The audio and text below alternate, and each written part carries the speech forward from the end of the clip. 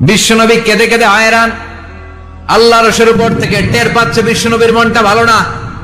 এত আশা নিয়ে ভরসা নিয়ে কোথাও জায়গা না পেয়ে তায়েফের এখানে আসলাম দাওয়াত দেওয়ার জন্য। তায়েফের ছেলেগুলো আমার দাওয়াত গ্রহণ করলো না। বিশ্বনবীর মনটা বড্ড খারাপ। বিশ্বনবী নামাজে দাঁড়িয়ে গেলেন। বিশ্বনবী নামাজে দাঁড়িয়ে তেলাওয়াত করছেন, পাশ দিয়ে একদল জিন বিশ্বনবীর পাশ দিয়ে চলে যাচ্ছিল। একদল জিন জাতি চলে যাচ্ছে, আর বিশ্বনবীর তেলাওয়াত শুনে তারা থমকে দাঁড়ায়। কিরে, এত সুন্দর কোরআন, এরকম তো শুনি নাই। ইনি কে? খোঁজখবর নিয়ে দেখলেন ইনি বিশ্বনবী। সুবহানাল্লাহ পড়েন।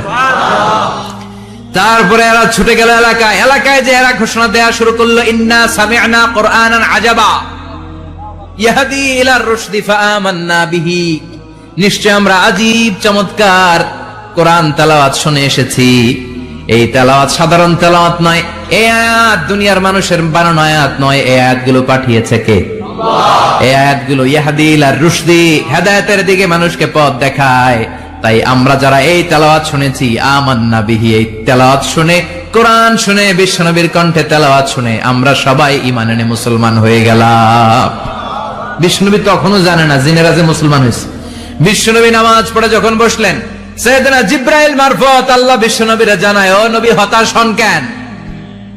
হতাশ হবেন না, নিরাশ হবেন না, হাল ছাড়বেন না, ভরসা রাখবেন কার উপর?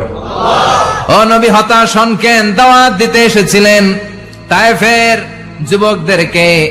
তায়েফের যুবকরা দাওয়াত কবুল করে নাই তো কি হয়েছে? তার বিপরীতে অদৃশ্য জগতের একটা প্রাণী, জিন জাতি, তারা আপনার কণ্ঠের সুন্দর তেলাওয়াত শুনে কালিমা পড়ে মুসলমান হয়ে গিয়েছে গো নবী। বিশ্বনবীরে শোনায় দিলেন, ফাতারদা, বিশ্বনবী আবার খুশি হয়ে গেলেন।